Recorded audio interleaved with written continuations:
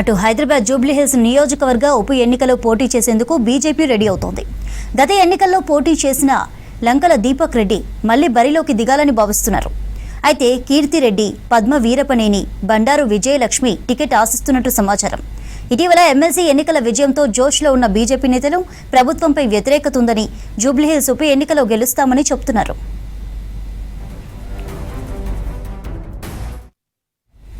ఇటు జూబ్లీహిల్స్ ఉప ఎన్నికపై బీజేపీ వ్యూహంపై మరిన్ని డీటెయిల్స్ అందించడానికి విజయ్ బీజేపీ కార్యాలయం నుంచి లైవ్లో ఉన్నారు. విజయ్, జూబ్లీహిల్స్ బై పోల్పై బీజేపీ ఎలాంటి కసరత్తు చేస్తోంది, మరి వివరాలేంటి? జూబ్లీహిల్స్ ఉప ఎన్నిక పైన బీజేపీ ఆల్రెడీ ఎన్నికల్లో పోటీకి సంబంధించి కూడా సిద్ధమవుతుంది. రాష్ట్రంలో ఎక్కడ ఎన్నికలు జరిగినా ఖచ్చితంగా బీజేపీ పోటీ చేస్తుందని చెప్పి గతంలో బీజేపీ నేతలు కూడా చెప్పినటువంటి సిచ్యువేషన్ మనకు కనిపిస్తున్నది. ఈ తరుణంలో జూబ్లీహిల్స్కు సంబంధించి ఉప ఎన్నిక వస్తున్న తరుణంలో ప్రధానంగా పోటీ పైన పార్టీకి సంబంధించి త్వరలోనే సమావేశం నిర్వహించాలని భావిస్తున్నది. ముఖ్యంగా బీజేపీకి సంబంధించి అక్కడ కలిసి వచ్చే కొన్ని అంశాలను కూడా పరిగణలోకి తీసుకుంటున్నారు. వాస్తవంగా జూబ్లీహిల్స్ అసెంబ్లీ సెగ్మెంట్లో సెటిలర్స్ ఓట్లు ఎక్కువ ఉంటాయి. ప్రధానంగా ఇటు ఏపీకి సంబంధించి ఇటు టీడీపీ కానీ జనసేన బీజేపీ అలియన్స్తోని సెంట్రల్లో పవర్లో ఉంది. ఇక్కడ కూడా అట్లాంటి పొత్తు ఉండకపోయినప్పటికీ ఇంటర్నల్గా టీడీపీ జనసేన మద్దతుతోని ముందుకు వెళ్తే ఖచ్చితంగా విజయం సాధించవచ్చు అనే ఒక వ్యూహాన్ని కూడా రచిస్తున్నట్టు తెలుస్తుంది. ఎందుకంటే జూబ్లీహిల్స్ నియోజకవర్గానికి సంబంధించి అనేక మంది సెటిలర్ ఓటర్స్ ఉంటారు. బీజేపీకి సంబంధించినటువంటి ఎవరిని బరిలో దించాలనే దానిపైన కూడా పార్టీలో ఒక చర్చ జరుగుతున్నది. అయితే గతంలో పోటీ చేసినటువంటి లంకల దీపక్ రెడ్డిని బరిలో నిలపాలా, లేకపోతే వీరితో పాటు శిల్పారెడ్డి, డాక్టర్ పద్మ, అదేవిధంగా బండారు దత్తాత్రేయ కుమార్తె విజయలక్ష్మి కూడా టికెట్ ఆశిస్తున్నట్టు తెలుస్తుంది. అయితే పార్టీకి సంబంధించి ఇంకా పూర్తి స్థాయిలో నిర్ణయం తీసుకోకపోయినప్పటికీ కాకపోతే ఖచ్చితంగా ఎన్నికల బరిలో నిలుస్తామని చెప్పి కూడా పార్టీ భావిస్తున్నది.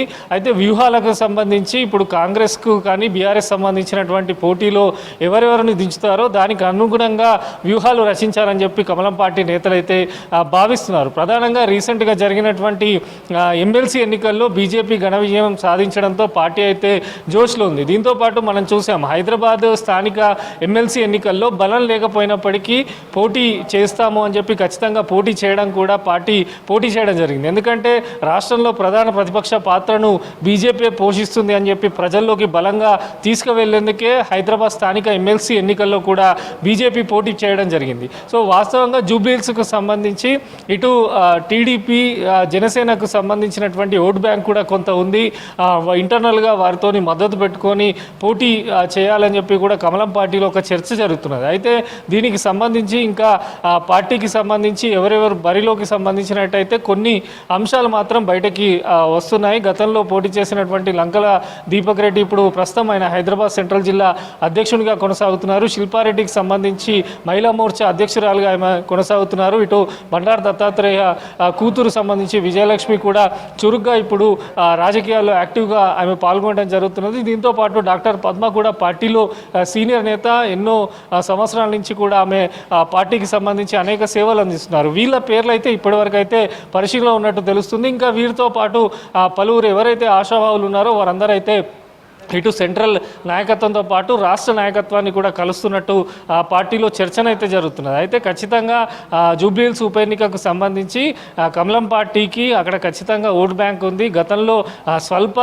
మెజార్టీతోనే ఓడిపోయినామని చెప్పి కూడా నేతల్లో ఒక చర్చ జరుగుతున్న తరుణంలో మరి బరిలో ఎవరిని దింపుతారు, పార్టీ వ్యూహాలకు సంబంధించి ఒక వర్క్షాప్ కూడా ఏర్పాటు చేయాలని చెప్పి అయితే కమలం పార్టీ భావిస్తున్నది. దీంతోపాటు జూబ్లీహిల్స్ ఉప ఎన్నికకు సంబంధించి ఇన్ఛార్జీలను అంటే అక్కడ ఉండేటువంటి కాన్స్టిట్యున్సీలో మొత్తం ఓట్లకు సంబంధించి పలువురు ఇన్ఛార్జీలను కూడా నియమించాలని చెప్పి కూడా పార్టీ భావిస్తున్నట్టు తెలుస్తున్నది. త్వరలోనే ఒక పూర్తి స్థాయి క్లారిటీలో అభ్యర్థి పైన ఇప్పుడైతే చర్చ జరుగుతున్నట్టు మనకు సమాచారం కూడా ఉంటుంది. ఇక సెంట్రల్ పార్టీ కూడా పోటీ చేసేటువంటి వారి లిస్టును కూడా త్వరలోనే పంపించేందుకు కూడా పార్టీ సిద్ధమవుతున్నది. అయితే అందరికంటే అన్ని పార్టీల కంటే ముందుగా అభ్యర్థులను ప్రకటిస్తే ఎక్కువ విజయ అవకాశాలు ఉంటాయని చెప్పి గత ఎమ్మెల్సీ ఎన్నికల్లో అదే వ్యూహాన్ని కమలం పార్టీ అవలంబించింది.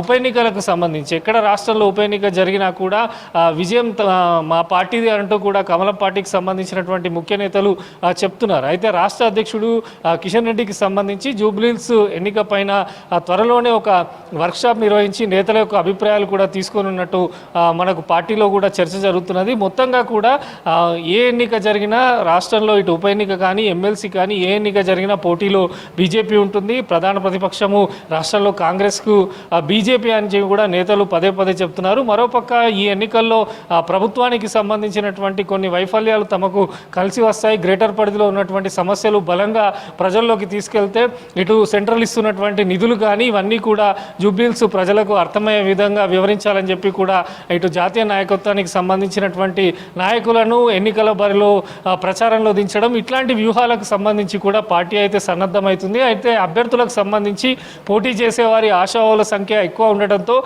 నిర్ణయము కొద్ది రోజుల్లోనే తీసుకొని ఆ తర్వాత పూర్తి స్థాయిలో బరిలోకి దిగాలని చెప్పి అయితే బీజేపీ నాయకత్వం భావిస్తున్నటువంటి సిచ్యువేషన్ ఉంది. మొత్తంగా కూడా జూబ్లీహిల్స్లో ఇటు టీడీపీ జనసేనకు సంబంధించిన ఓట్ బ్యాంక్ ఉండడము అది కూడా తమకు కలిసి వస్తుందనే భావనలోనైతే కమలం పార్టీ నాయకత్వం ఉంది. ఓవరాల్గా ఎన్నికకు సంబంధించి ఇంకా టైం ఉండటంతో సో పోటీ పైన మరికొన్ని రోజుల్లో ఒక క్లారిటీ తీసుకొని అభ్యర్థిని అయితే ప్రకటించే అవకాశం ఉన్నట్టయితే పార్టీలో చర్చ జరుగుతున్నది. చంద్రిక.